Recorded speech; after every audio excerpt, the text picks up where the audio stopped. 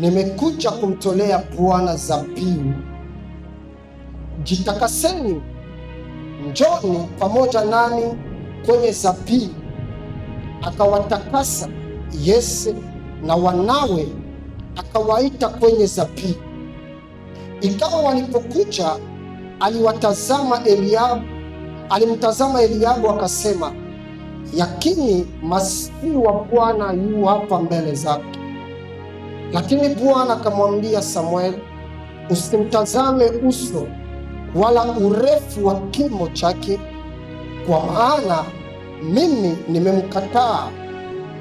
Bwana haangalii kama binadamu aonavyo, maana wanadamu hutazama sura ya nje, bali Bwana hutazama moyo. Amen. Sura ya 17 mstari wake wa 18, Biblia inasema, ukawapelekee akida wa 1000 yao jibini hizi 10, ukawaangalie wa hali gani, kisha uniletee zawabu yao. Amen. Bwana Yesu asifiwe. Tunaweza kaa. Haleluya, haleluya. Bwana Yesu asifiwe.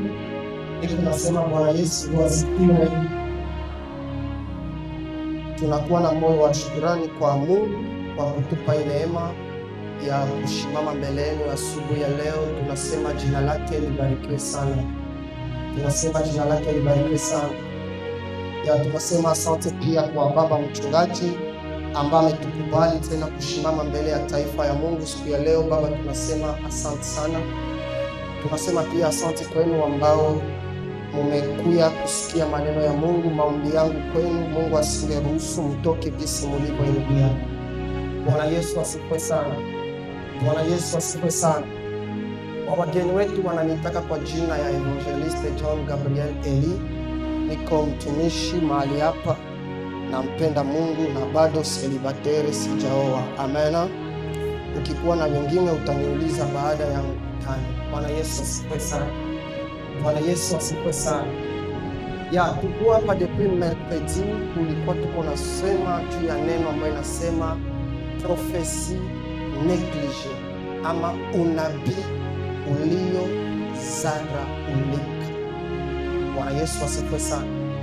Tuliona maana ya unabii, tukasema unabii ni neno ambayo inatamkwa kabla ya tokeo. Bwana Yesu asifiwe. Unabii ni kile ambacho Mungu anaweza sema na wewe, ama mtu anaweza sema mu maisha yako kabla ya tokeo yake. Jina la Bwana libarikiwe sana. Ikishakuwa ishatimia, haiko tena unabii. Ikishakuwa ishatokea, haitwi unabii. Ni unabii wakati ambapo kinasemeka kabla ya tokeo yayo. Jina la Bwana libarikiwe sana. Bwana Yesu asifiwe sana. Nikaonesha utofauti mwingi ambao uko katikati ya neno ya ujuzi na unabii. Maana ni vipawa mbili ambao mara mingi tunakuwaka tunavifananisha, lakini vina utofauti. Nikasema neno ya ujuzi ama parole de connaissance kwa Faransa ni neno ambayo inakuya kwa kufunua ukuu wa Mungu na kukuonesha yale uko napitia na yale ushawahi pitia. Donc inajibaze na present na passé. Lakini unabii yo inakuya inajibaze njo na fitu ya maisha ya mtu. Bwana Yesu asifiwe sana. Jina la Bwana barikiwe sana. Na ni pale tukaanza kuona ya kwamba tukasema unabii mkubwa ambayo tuko nayo mimi na wewe kama vile wa Kristo ni neno la Mungu. Haleluya. Haleluya. Nikasema ya kwamba ukiishi maisha ya bila ufunuo wa neno la Mungu ama kusoma neno la Mungu, utakuwa uko na retard, maana utakuwa uko naacha fitire yako ibakie mugiza, japo unaweza iangazia kupitia neno la Mungu, maana njo unabii mkubwa ambayo umepewa kama vile kanisa. Jina la Bwana barikiwe sana. Bwana Yesu asifiwe sana. Na tuliona mambo mengi, tuliona watu ambao walisema maunabii mu Biblia na wengine wakaizarau, lakini malgreke waliizarau, ilitimilika.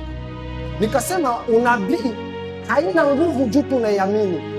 Unabii iko nguvu hata kama unaizarau. Kama ni Mungu amesema, hata uizarau itatimilika. Ya unabii mbili tuliona, ya kwanza ilikuwa Mudekronike 24 ya mtu ambaye anaitwa Zekaria. Wakati walimtendea mabaya, maandiko yanasema Mungu anampatia mesaje juu ya taifa, mfalme akapana ordre na muue. Na alipopana ordre muue, Zekaria akalia kwa Mungu, akaambia Mungu, angalia itendo na uitimize. Maandiko yanasema ile mwaka akalitimiza kwa mfalme mabaya kupitia kile ambayo mtumishi wake Zekaria aliongea. Bwana Yesu asifiwe sana. Tuliona Matendo ya Mitume pia 27 namna vile Paulo walikuwa wako ni mfungwa, wanataka kumpeleka Rumi ama Italia, na akawaambia kabla ya safari ya kwamba hii safari tuko naelekea ni ya mbali, tungesubiri kwanza hii majira ipite kabla ya kuende mwai. Na vile alikuwa mtumwa, hakuna mwalimsikia, watu wakamsarau, watu wakaona hana faida, wakazarau neno yenye alisema. Na maandiko nasema walipokuwa sasa njiani, waliishi matokeo ya ile neno hata kama walizarau. Bwana Yesu asifiwe sana. Maandiko yanasema ya kwamba walifanya siku za mingi, hawaonake ni jua, hawaonake ni nyota, manake ni mawimbi si mawimbi na uko mumaji. Nikasema kama ushawahi voyage mumaji, unaweza jua nini ndio inaitwa mawimbi. Haleluya, haleluya. Nikasema kwa bashapita mumaji yetu ya Tanganyika, wanajua kitu ambayo inaitwa sabasaba. Inakuwa mpepeo moja hivi yenye hata kubudongo inapandishaka, inazungurukaka hivi fasi moja, kisha inapandisha budongo mpaka mnaona kule yule. Ni mpepeo moja ya makwelasi ikukuke mubahari ya Tanganyika. Ile siku hata kama ulikuwa na zambi shakatala, ambia mtu utaisema hadharani, maana utakubu wewe peke bila kuambiliwa. Bwana Yesu asifiwe sana. Jina la Bwana libarikiwe sana. Na tulianza ona mengi kuhusu unabii ambayo ilizaraulika, lakini leo niko na kasuteme kakwenda clotire amo hii message yetu ya prophesie neglige masubuhi ya leo, na inasema sio Daudi aliyeua Goliath. Ce n'est pas David qui avait tué Goliath. Bwana Yesu asifiwe sana. Bwana Yesu asifiwe sana. Ce n'est pas David qui avait tué Goliath. Ndio suteme yetu ya asubuhi ya leo. Haiko Daudi ndiye aliyemuua Goliath. Najua kuna wamingi pale deja mshana nipiga mangumi muro, maana depuis tuko mwekodine tunajua na tunafundishiwaka kama aliyeua Goliath ni Daudi. Haleluya, haleluya. Lakini nakuomba tu umpatie masikio kwa hii dakika chache kabla ulipige majiwe. Haiko mie ndo nasema, maandiko ndio taonesha ya kwamba haiko Daudi ndio aliwaka Goliath. Bwana Yesu asifiwe sana. Nadhani watoto wa True Disciple watanielewa, tushakuwa deja muujiza ya existence. Kuna vitu vingine lazima tupande kiwango. Bwana Yesu asifiwe. Tusibakie na kulaka kila siku vitu ya sawa. Unajua mu masomo, wakati tulikuwa tuko nasoma kwa école primaire, walituambiaka kama 3 moins 4 égale 3 moins 4 kwa école primaire égale impossible. Na mwalimu anakuambia ulalamike, c'est possible. 3 moins 4 haenjo mungombe 3, unaweza toka mungombe 4. Anakuambia vraiment c'est possible. Bwana Yesu asifiwe sana. Lakini tuliposogea na masomo tukafika ku humanité, ile formule ikachange réponse. 3 moins 4 ku humanité, bakatuambia kama inakuwa mweza. Katuambia kama ulikuwa na deni yangu ya 3000, ulikuwa na deni yangu pardon ya 3000, nikikupatia ingine, nikitia tosha mwele 3000 yako ni retire amo 4000, ukinipe le 3000 bako unabakia na deni ya nini?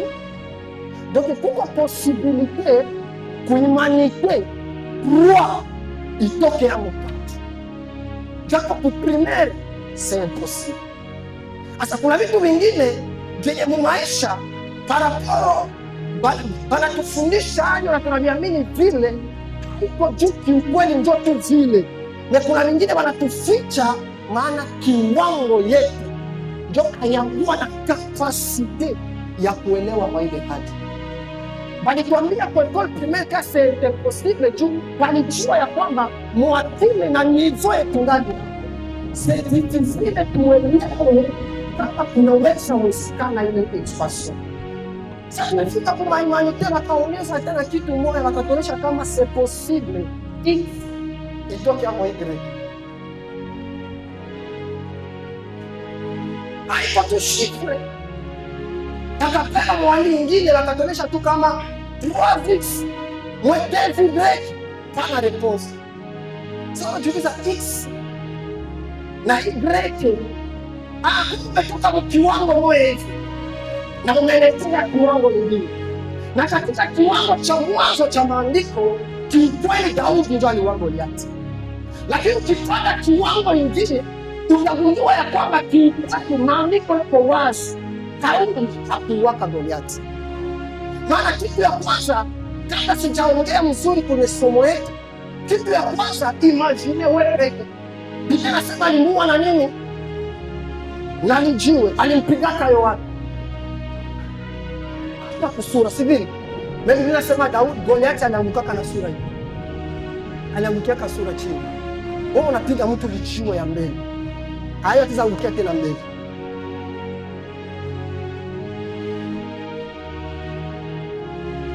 Bwana Yesu asifiwe sana. Stefano nimeleta kidogo. Bwana Yesu asifiwe sana. Ce qui prouve que haikuwa lichiwa ndio limuwaka. Mwenye alimuwaka alitoka nyuma ya Goliathi, ndio maana Goliathi anaangukia mbele.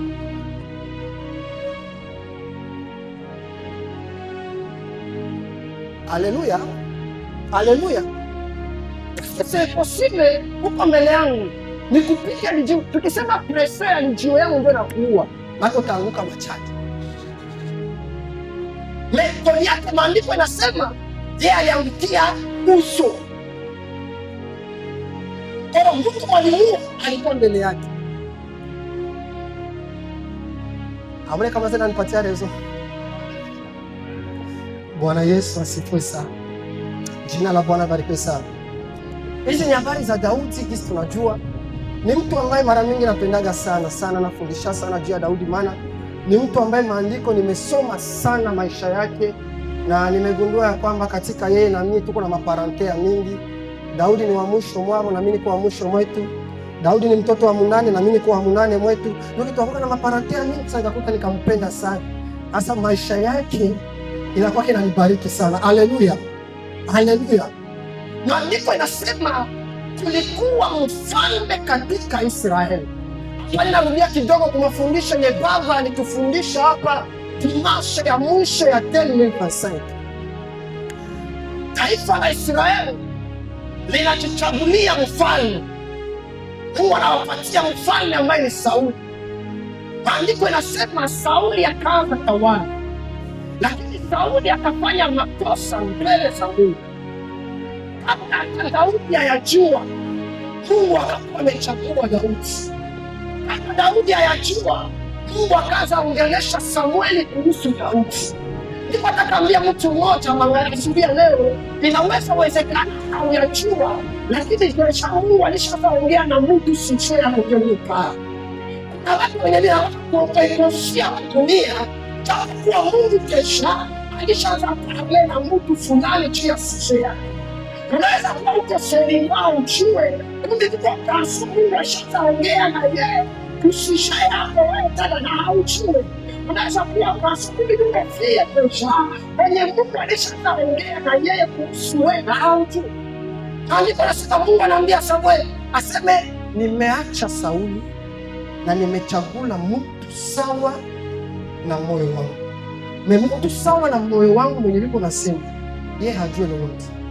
Malgré que hajui, mbingu deja ishapanga juu ya maisha yake.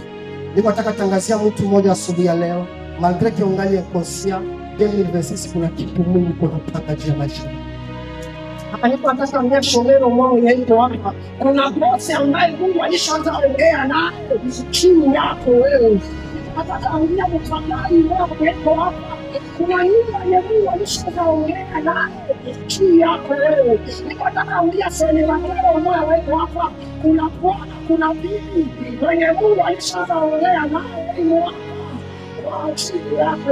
Hata kama umekosea mbingu kesha, siko na waza na kupanga mbele ya maisha yako. Haleluya, haleluya. Maandiko nasema siku zilipopita, Mungu akamwambia Samueli, twala pembe yako uende kwa nyumba ya Yese, pale kuna mtu tayari nimemchagua umupaki mafuta. Samueli akatwala pembe yake akaenda kwa nyumba ya Yese. Maandiko yanasema walipomuona wazee wa mjini, maana mfano wa Israeli walikuwa wanajua kitu moja, nabii wa Mungu atokake bure, akipata maana kuko problem. Haleluya. Kisha migulete kwa yeye tu apende mwingine, maana kuko problem, maana kuko shida. Kanisa leo inazoea mubaya, omi nacha kanisa juu mtumishi afikake kwangu. Mwisraeli ilikuwa ni vala mtumishi ake kwako. Maana watu kama akitosha migulu yake kwenye ake kwako, maana deja problem. Haleluya, haleluya. Maandiko yanasema wazee wa mjini wakakimbia wakamwambia Samueli, je, umekuja kwa amani? Samueli akasema ndio, usiogope. Ninakuja kwa amani, maana nimekuja kumtolea Mungu zabibu. Ninakuja kumtolea Mungu zabibu. Biblia inasema akamwambia, mjitakase na mtulie pamoja na mimi. Maana kwa kumtolea Mungu zabibu lazima uwe mtakatifu. Mjitakase, mkuye pamoja na mimi. Maandiko yanasema wazee wakajitakasa na Yese naye pamoja na watoto wake wakajitakasa. Wakaingia wakafanya vyao vikakatala, wakakuwa oblige wale tafuta Davide kwenye alikuwa. Kitu ya kwanza nilijiuliza ni nini? Sasa Davide anakuya yeye awaoneshe kwenye alijitakasa. Me bakubwa yake na wengine walitangulia mbele yake ndio walijitakasa hata na wengine. Me Davide anakuya na bila kujitakasa mafute na mtika. Wao wenye walijitakasa mafute na wakatana. Nikamwambia Saint Esprit, non sielewa, nisaidie wewe. Comment expliquer? Mwenye ya kujitakasa ndio mafuta yanaitika. Mwenye alijitakasa mafuta na wakatana. Mtakatifu akanifunulia jambo hili. Jambo ya kwanza, elewa hivi ya kwamba wakati Mungu anakuchagua, kama kulikuwa malua ilikuwa tabia na watu ama na shetani, ili tu Mungu kukuchagua, ile shua ya Mungu juu ya maisha yako yote inabrisa kama limite na malua ilikuwa tabia na watu. Hakuna mtu anasikia. Shua ya Mungu ni maisha yetu yote inakuwa na nguvu ya kupinse malua na malimite yote yenye ilikuwa tabia na maisha yetu. Hata kama watu walisema hautafanya, hautaelaka, kama tu Mungu alituchagua, ile tu shua ya Mungu kwa maisha yako yapegesha kuwa nguvu ya kupinsa yote zenye Mungu kwenye watu zenye dunia ilikuwa imeweka mbele yako kama limite. Kiukweli hakuna pasa ingia bila kutakasika. Na vile Davide Mungu alikuwa alishamchagua, ile shua ikapinsa ile roho moya yenye ilikuwa tabia yake. Na asubuhi ya leo ninaujumbe juu yako, mkuu hapa yako asubuhi ya leo ni chuko na mbingu zimekuchagua, na hivi mbingu zimekuchagua manake kesha maua malimite zikuwa mbele yako zote ziko anayochukua jina la Yesu. Hakuna mtu ambaye amechaguliwa angesema amen. Hakuna mtu anayemshia ya Mungu angesema amen. Jina la Bwana libarikiwe sana. Bwana Yesu asifiwe sana. Hauko shua ya Mungu hauna malua, maana shua yote inabrisa kama malua. Ndio mtakia jikuta ya kwamba watu walikuwa wanashituka, ae Petro, ae Yohane, ae Tomase, mbona ni bailetre, mbona abakusomaka, mbona vile Mungu alibapenda, vile Mungu alibachagula, ile malua yote ya dunia haina tena nguvu. Haleluya, haleluya. Niko nataka ania mtu mmoja asubuhi leo, unaweza kuwa Esther kwenye huko sheria ya kwamba mwenye ni mgeni haezi renye pale. Na kama shua ya Mungu iko juu yako, wewe utakuwa malikia wa aina nyingine. Hakuna shozefu ambaye anasema amen. Maana katika sheria haiwezi paka kwa kosa ya uishi. Mungu akikuchagua, kama nasema tuutoshe mtu mwingine kama na huyu, tuutoshe mtu mwingine kama na huyu. Mfano unataka kama Mungu amekuchagua, ukikuwa Moizi, hata kama nisema waume watoto wote, ule walisemaka, ule kama atakuchua, maana mkono wa Bwana.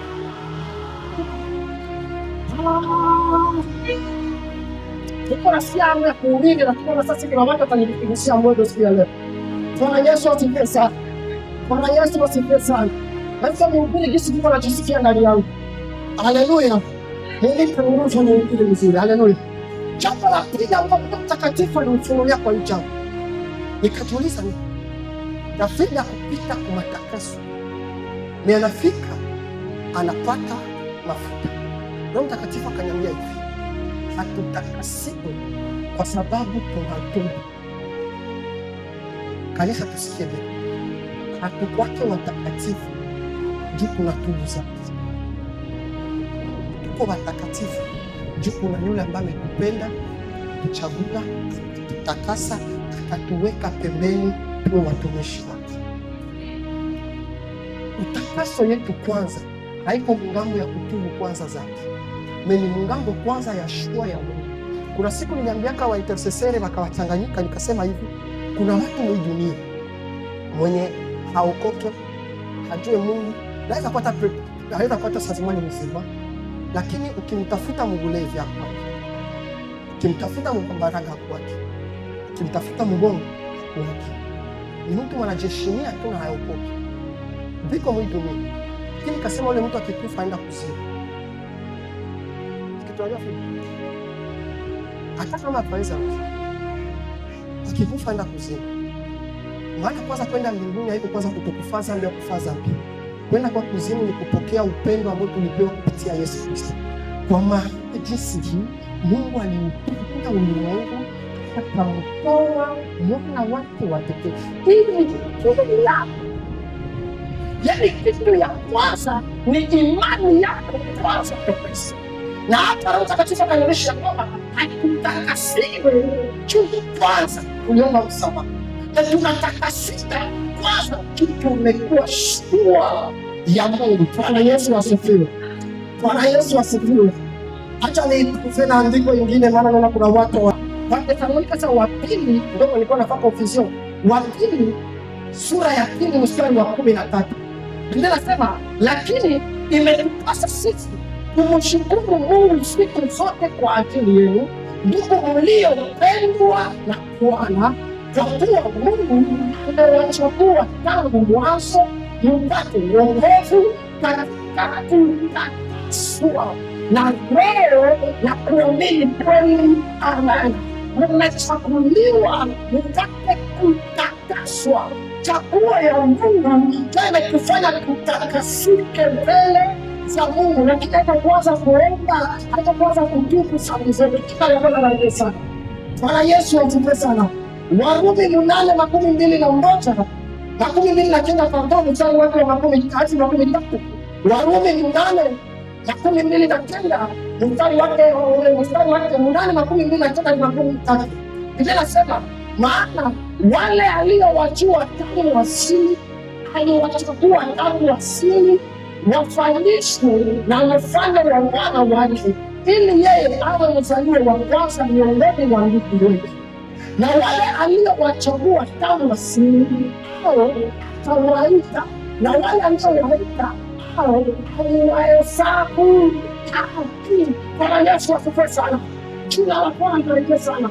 Watu wenye Yesu alichagua na akawaita ile shua pekee. Hata kwanza eforo yako wewe na mie tunakufanya tuchaguliwe kuwa haki mbele za Mungu. Haleluya, haleluya.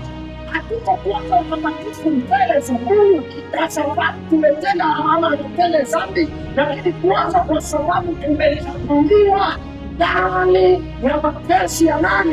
Ya Mungu Baba. Jina la Bwana liwe sana. Na sasa tufare yetu nikipata sasa kutembea sasa katika maisha ya utakatifu. Haleluya.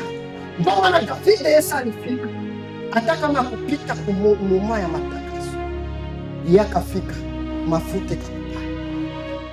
Haleluya. Bwana Yesu asifiwe sana. Biblia inaniambia Daudi alipopokea mafuta akarudia kwenda chunga kondoo za baba yake. Hii karaktera mtu anamshangaza sana. Kama eno mwe mwenye anajua kama désormais mimi nakuwa mfalme wa Israeli. Na akarudia mwabitide yake ile ya zamani. Nataka kukwambia ndugu yangu mpendwa, baraka ya Mungu isiharibishe abitide yako ya zamani. Kuna watu wengine baraka za Mungu zimewatosha mwabitide ya zamani. Alikuwa kanaomba, alikuwa kanaingia mkanisa, meju Mungu amemubariki, amekamata baraka, ndio amepatia nafasi ya Mungu. Acha niongee kama vile baba aliongea Timotheo, ukitwala kenye Mungu alikupatia, ndio kifanye kuwa Mungu, Mungu atakulomba. Wakati Abrahamu alianza kwenda atwale Isaka yona kuwa Mungu wake, Mungu akamwambia nitolee. Jina la Mungu litukuzwe sana. Bwana Yesu asifiwe sana. Mungu anapokubariki kazi, anapokubariki ndoa, anapokubariki pesa, ukikamata nafasi ya Mungu, Mungu atakuongeza hayo. Maana Mungu kwenye alikupa kazi, Mungu alikupa ndoa, iko mkubwa zaidi ya ile yote. Lazima wakibu wafikire yako ya zamani, hata kama baraka ya Mungu imekuja juu yako. Daudi apewe mafuta, atarudia kwenda chunga kondoo za baba. Maandiko yanasema kukakuwa vita katika Israeli. Ile vita katika Israeli, watoto watatu wa Yese bakaenda kuvita. Maana kwenda kuvita mu Israeli alipoka ikoka juu na pendo. Omi na penda likuwe soda mtu alikuwa ya vita. Ukikuwa tusheneza 30 vita kikuyu uko edishi. Doke kikuwa ndo na moya 30 ndio unaporoka. Bwana Yesu asifiwe sana. Asa inaonesha kitu kikubwa, manake nyumba ya Yesu balikuwa shafikisha aji ya 30 plus, balikuwa ni watoto tu watatu. Biblia inasema Daudi ni wangapi? Ni wa 8, si ndio vile? Manake kama watoto 3 liko kule, wangapi walikuwa kwa nyumba? Haleluya. Tena na jiana, tena katuko pamoja. Bwana Yesu asifiwe sana. 8 tatu inaenda kuvita. Manake kunyumba kuna wakia watoto. Asa maandiko yanasema saya tisha inatokea Daudi iko na chunga kondoo za baba yake kama mtili yake. Ni baba anamuita. Naambia Peti hata kondoo. Tuya uende kuvita, ubebe ndugu zako chakula na uangalie hali yao iko hai, kisha uniletee hapa Kiswahili tumesema sasa uniletee zawadi yao. Bwana Yesu asifiwe sana. Unajua kwa maisha ya Kikristo nimejifunza kitu sana na nimeelewa kama ni kweli na amini. Vita kubwa yenye David alipiganaka kwa maisha yake haikuwa na Goliath. Vita kubwa alipiganaka haikuwa na dubu, haikuwa na simba. Vita kubwa David alipiganaka maisha yake alipigana na mabaki. Maana kuna watu wanaweza angusha simba, anaweza angusha dubu. Hii vita hapa ye baba anatia mu David, tutaiona mzuri. Hii vita haiko rahisi. Maandiko yanasema anatoa na David, anamwambia uende kuvita. Huyu David tusisahau kama ndio siku ya mafuta baba ni msahau. Na siku ya vita baba na hukumu. David alikuwa Samia nawe angalia papa, siku ya mafuta ulinisahau. Leo kuna vita ndio leva nikumbuka. Papa style. Bwana Yesu asifiwe sana. Jina la Bwana barikiwe sana. Anasema papa, kisha na shofu grave kunyumba haiko yetu, kunyumba kwa wengine wakubwa yake wanne. Ni mambo ya vita. Tunataka pewe mvi kwa magra frere hivi ndio kumelele kapina ngalikuwa tasoi masiku waishalela sasa mie na wewe anyambia papa pengine wiko kupale tuma hapo hapana mimi siensela. Jina la Bwana barikiwe sana. Bwana Yesu asifiwe sana. Jambo kufuata Biblia nasema ya kwamba huyu Daudi alikuwa anachunga kondoo za baba yake. Hakuna pasco maandiko inaonyesha kazi ya watu wengine ile walikuwa wanafanya. Maana realite Daudi kwanza alikuwa okipe. Meana wengine wote liko inokipe. Sasa Daudi aliambia babake, "Ndio mimi niko na kazi." Jomo utumbi. Nami habana kazi ndio pale. Shida leo kisasi manke ya humilite mbele ya watu ambao walitangulia mbele ya wazazi. Vita kubwa na vita nikutana ni hapa na babake ya kujishusha, ya kunyenyekea na kutii babake malgré mfuta. Alikuwa shida na pasami na wewe. Angalia papa, no siende na kule. Maana wewe peke ulikuwa present. Sawa nilipaka mafuta nikuwe mfalme. Sasa kama expliquer ugali. Ndio nipatie niwewe kukichwa ni walipagalako mafuta ya ufalme. Sita hivi.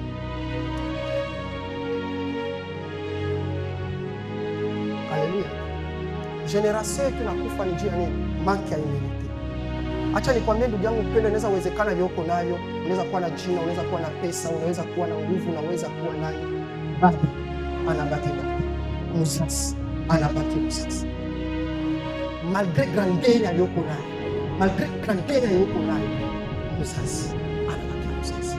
Ninaposoma amri 10, maandiko nasema se amri moja tu ndio walipatiaka impere. Maki wakaitia amri moja na wakasindikiza kuna impere. Heshimu baba na mama yako. Wakasindikiza siku. Leo kanisa tuko na zika sana maisha. Nijua secret batu ndiko waepoli kwa papa yako. Kwa mama yako. Haya unenge. Haya. Hai masasi. Mzana anaweza sema na mtoto anasema.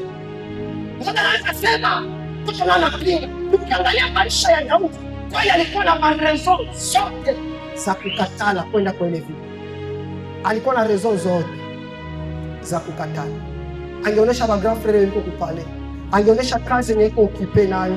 Angeonyesha mafuta yenye yuko kufalme yake. Angeonyesha bisi papa siku ya mzuru ulinikatala. Ulinisahau. Kwa hiyo sitaenda. David na onction. Oro sasa kwa mfalme na baba atamuita monseigneur. Na akasema malgré huyo ni baba. Akatoa na chakula. Kumbe baba akumuita paraza. Na vile mko pembeni yako baba haitaki paraza. Kumbe baba kumuita. Baba alishajifunza roho ya huyo mtoto. Namna gani aveke mafuta, mimi anabakia na mtii. Namna gani aveke mafuta, mimi anarudia kukondo kuzichunga. Namna gani baba anasema acha nipatie mtoto opportunity.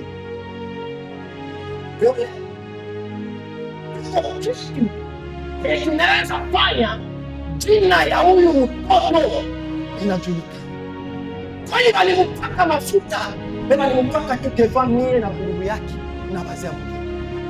Na kuna watu mwingine anayajua kama mtoto ndio mfano. Acha nimfungulie njia dress aende kamata sasa utukufu ya mafuta yalipokea. Acha niambie mtu mmoja, wakati mzazi anapoona utiifu juu yako na anaongea neno ya baraka katika maisha yako, ni mlango ambao umefungua. Hata kama unaelewa leo, kesho utaiona utaishi. Watu wa mingi niliongea kwa wiki nikasema, hata maendeleo yetu pamingi tulikuwa moti, pamingi tulipata laana kupitia wazazi, kutokuwatii, kutokuwasikia. Wakati tulijaza mioyo zao, wakafungua roho na kusema mabaya kila maisha yetu, na leo tuko naishi mateso. Tunaomba sana na mafanikio yako, tunatumika sana. Niko naangalia ukifanya evaluation apres mwaka hauna kitu. Problem iko kuna vinywa ya wazazi ambayo ilisemeka juu yetu, na wazazi ya Afrika wanakuwa tayari kuporomosha ni kidogo tu, na aliachilia kama kosa ikikuwa ya grave medirete pa. Bwana Yesu asifiwe sana. Chani profete kumsema Joy Kong, nipo mwana kwa mamangu ojete yeno ni mkwaza kidogo na yalikuwa nani yo na alikuwasa atakia kumbuka na daktari kama ilikuwa telefoni aishari atakia kumbuka samani kama vilikuwa vya samani na aishari mekwaza kidogo alikupa. Na mara mingi wasasi nao maneno ya kibu wenyewe inakuwa mamonima ya mbaya tuko na kimo jato. Nilisema hivi mwiki ya kwamba Biblia nasema ukiona uko na hasira sana, Mezali 13 mstari wa 32 asema ukiona uko na hasira kubwa funga kidogo. Maana mwasira bamingi walinanya kama kupeke maisha yao. Mwasira bamingi walilani wa mume wao. Mwasira bamingi walilani wake yao. Mwasira bafia mingi walipoteza mafianse ya maisha yao. Mwasira magamsera mingi walipoteza mafianse ya maisha yao. Mwasira tu kidogo na alisharibisha kila. Baba aliposoma imilite ya huyu mtoto Daudi akasema no, acha nimpatie kokote. Biblia inasema aseme Kiswahili hapo tumesoma. Inasema akamwambia uende kule kufika, angalia ndugu yako liko na hali gani, upatie chef na utakuta pale umpatie hii mikate nimekupatia, lakini kwa ndugu yako uniletee. Kiswahili nasema zawabu yani. Nikajiuliza zawabu gani? Tena lomba mvita mapolitro. Papa, kama mtoto mvita shakia kuletea zawabu gani? Haleluya, haleluya. Biblia Kiswahili ya Kongo inasema aseme wende na uniletee kwao adanguni. Mbona mvita tuma ndio ulonge masasi, kuma ulonge mablesi afote ya mablesi bale karabudi metoshi wapi mvita. Asa mnatoa kitu mwani ngefi na vani ningie mzee. Unajua kama mara mingi avec tradition ya Biblia mara mingi inakuwa tunapoteza vrai sens ya mot mu Biblia. Kwani pale mfano iko clair. Biblia inasema en français, donnez-nous notre pain quotidien kwa baba yetu leo mbinguni.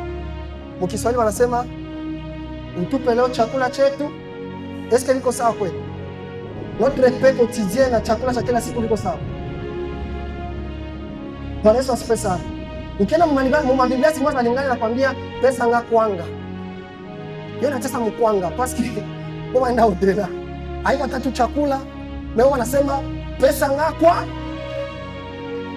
Unakuta vraiment isha poteza deja sens. Parce que en réalité, Mungu apanaka chakula. Mungu anapanaka mkate. Bwana Yesu asifiwe sana. Kuna siku mtu mmoja nichekesha, ni rafiki yangu mmoja ni Mubembe. Asa katomaka mu version moja akarezone liko kumapumuziko liko na chunga mapigano. Asa akarezone akaambia mtumishi wake, eski atesa cha wasoda wenzetu tuwe tupigane tu hivi mimi na wewe. Asa eski haiwezekani. Soda wake nakamwambia hivi vinawezekana. Biblia inasema Jonathan yeye peke bakapiga nchi mzima. Donc pour dire que Muisraeli mlikuwa makosa bakombata. Mulikuwa bakombata. Benye walikuwa fort.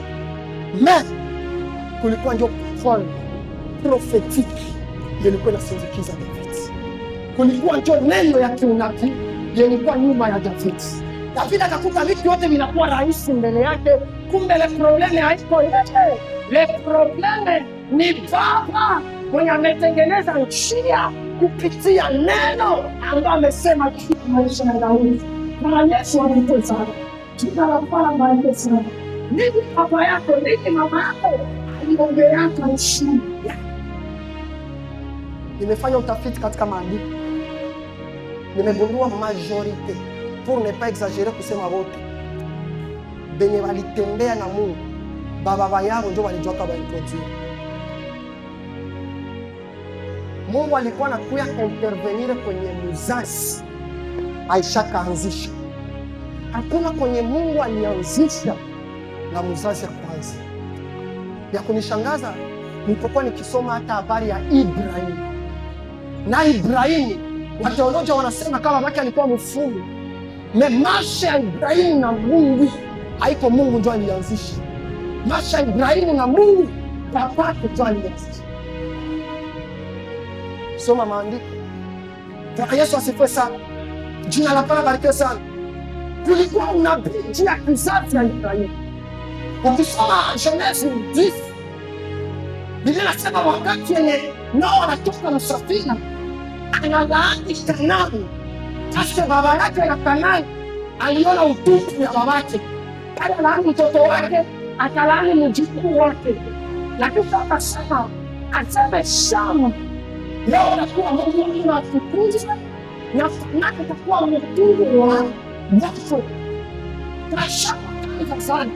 Shamu anasala. Na hakuna baba walipata conscience ya kukamata profesi yenye Noa alisemaka juu ya kizazi ya Shamu. Mesa tena yeye anaanza sana. Maandiko yanasema Genesis 11 ukianza mstari wa 30 na 30 asema maandiko yanasema akakamata kume wa Abrahamu, akakamata Nayoti, akasema tutoke hapa mji wa Uru tuende mpaka mji wa Kanaani. Tena ndio waleta idea ya kubeba Abrahamu kula pande fois mu nchi ya Kanaani, maana ilikuwa ni profesia baba kizazi ya Shemu itawale Kanaani, na mwenye alianzisha hii nasi akikuwa Mungu alikuwa ni babake na Abrahamu, akaitwala Abrahamu, akatwala Lot na akatwala na mke wa Abrahamu, akahamia kwenda katika mji wa Kanaani. Ndio ilikuwa destination. Na maandiko yanasema sawa alifika Harani wakabakilia pale. Baba alikuwa na vision kufikisha Abrahamu Kanaani, mimi akachokea mji.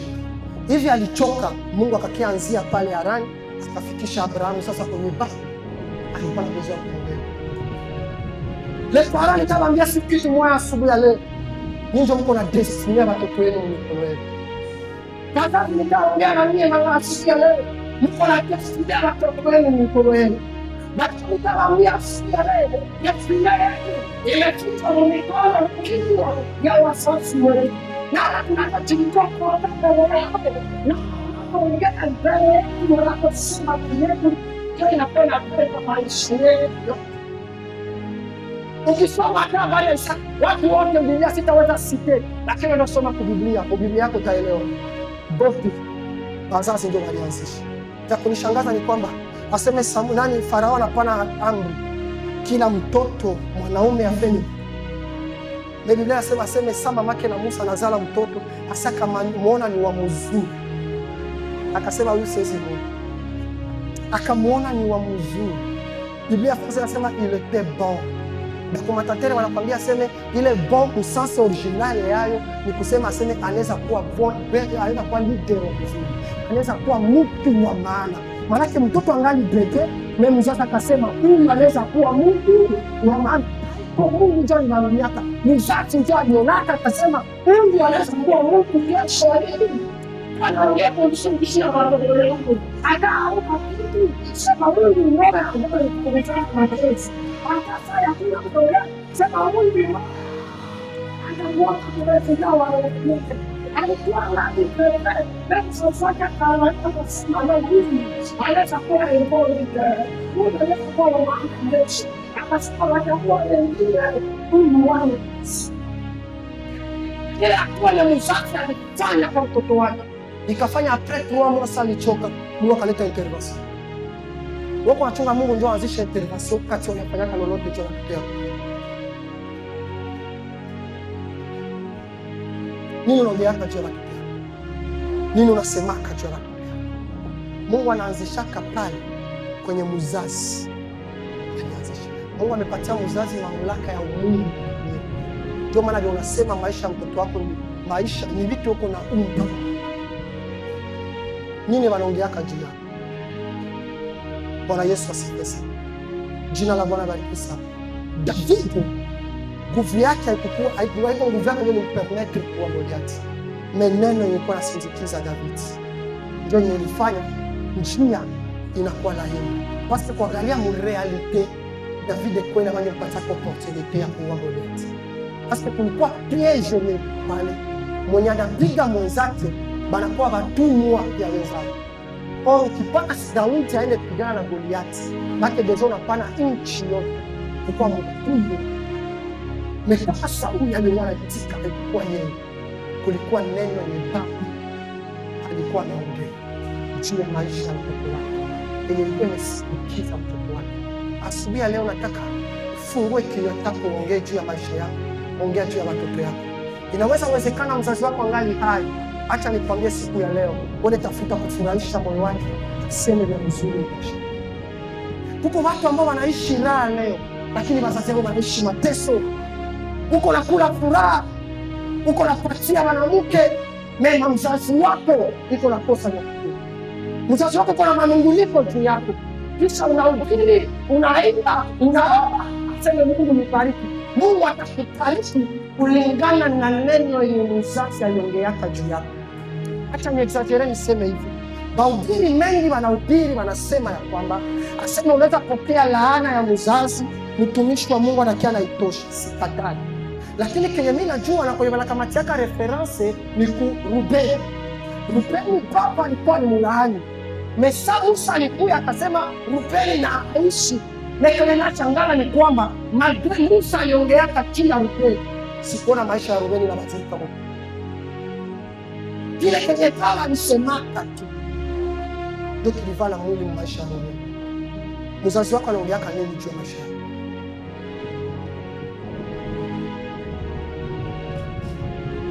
Haleluya. Uko na neno gani linakusindikiza? Nataka tu kwa dakika kama kuna mtu atajitambua, rudia kwa wazazi, rudia kwa baba yako, rudia kwa mama yako, tengeneza. Mwambie papa, mama, utajiri kwanza unaweza nipatia. Haiko kwanza nyumba, haiko gari, ni maneno ya baraka. Kenyeko mkimya. Isaka na Yakobo walipigana haiko juu ya mangombe. Me walipigana juu ya maneno yenye Isaka, Esau pardon na Yakobo.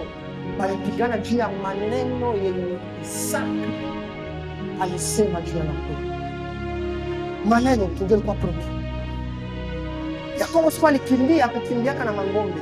Yote aliachia Esau. Esau lakana roho mbaya. Ndio alijua ya kwamba Yakobo hata kama aende na ngombe, nenda na neno ya baraka. Baba hata kama kukuachia ngombe, hata kukuachia mbuzi, hata kukuachia nyumba, kama alikuachia mbele, amekuachia utakatifu. Sasa nini anaongeaka juu ya maisha yako? Nini anasimama juu ya maisha yako? Sisi kuna wazazi ambao wanaweza kufungua kinywa chao kwanza ongea mema juu ya watoto yao. Sisi kuna watoto ambao wanaweza kusafiri mema juu yao. Nilisema Biblia inasema mtu atashibishwa maneno ya kinywa chake. Ile kinywa yako ndio silaha yenye Mungu amekupatia. Ile kinywa yako ndio nguvu ya Mungu aliweka maisha yako. Maana misema yote yenye unaexistia dunia, yenye wote unaonaka na unaonake iko na masi. Binasi. Kabla siachia baba wa kanisa aongee neno juu ya maisha yetu. Ongea kwanza neno juu ya maisha yako. Ongea neno juu ya watoto wako. Karibu kwa maombi kama uko hapa. Ongea neno juu ya watoto wako. Ongea neno juu ya maisha yako. Ongea neno. Ongea. Na shangao na tena unaongea hii tena unashindwa sema. Neno upate opportunity hayo unashindwa sema. Kama ukishaka data kama moyo kwa moyo. Ambia wewe kwa hivi. Maana sisi kama nao atia mtoto. Kwenye Mungu atakayematia na nampeleka pale. Kilishangaza ni wakati nilikuwa niko nasoma Ismail kina ya amani. Le petit wale mwanafunzi sasa ni Barcelona. Asa wakati alipozaliwa, baba zake wakamkamata akambeba kwa Messi. Messi amembariki. Leo kwa nini chini mkubwa tu shule. Walimbariki kwa sasa. Ndio kwa sababu kubwa mbele.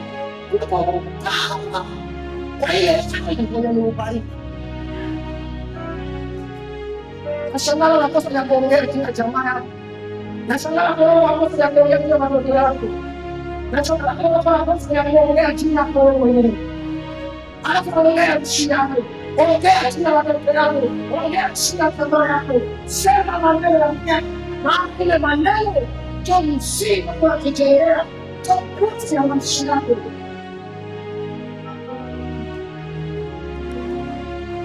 Yapo katika wili mkubwa kidogo. Yesu matokeo ya Mungu. Ndio Mungu Yesu afanya na fahamu maisha yako yako. Hapo ndio sio sio msima na mausi. Kesho ndio shida ya wewe. Chini ya wewe na wewe.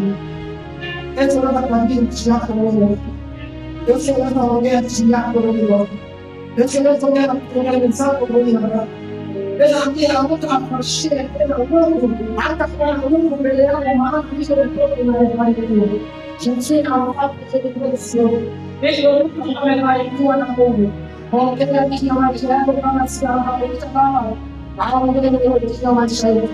Baada kusema ninapowaambia na neno la Mungu inamoja kuchukua nguvu ya maisha yako, nguvu ya huduma yako. Nguvu yako inapita kwa sababu kipiga hapo mzuri. Nguvu yako inapita kwa mshoko ya mnasi. Nguvu yako inapita kwa msimama na neno kusikiliza maisha yako. Na kusikiliza huduma yako. Kwa sababu nilipita kwa na sio ndio wako na sio wako wewe yako wewe yako jibiane para para sisi atakuwa kunosi ndio mambo atakuwa kunosi ndio mambo kwa shaka kwa shaka na sasa na wewe na sasa na wewe sasa kwa sasa wewe ndio sasa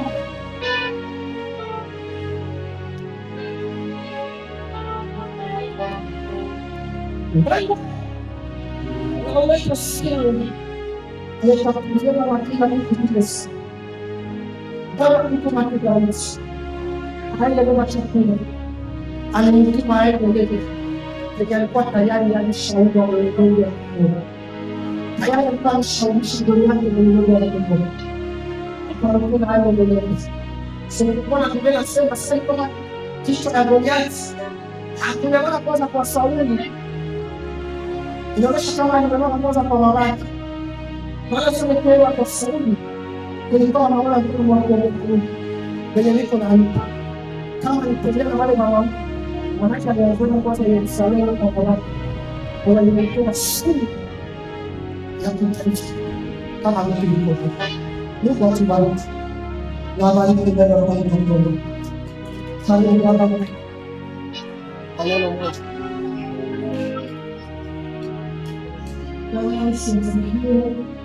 Wanaishi wasifikiri kumwambia Mungu wetu mbili saubariki maisishi karibu kwa mkoa kwa jina la Mungu.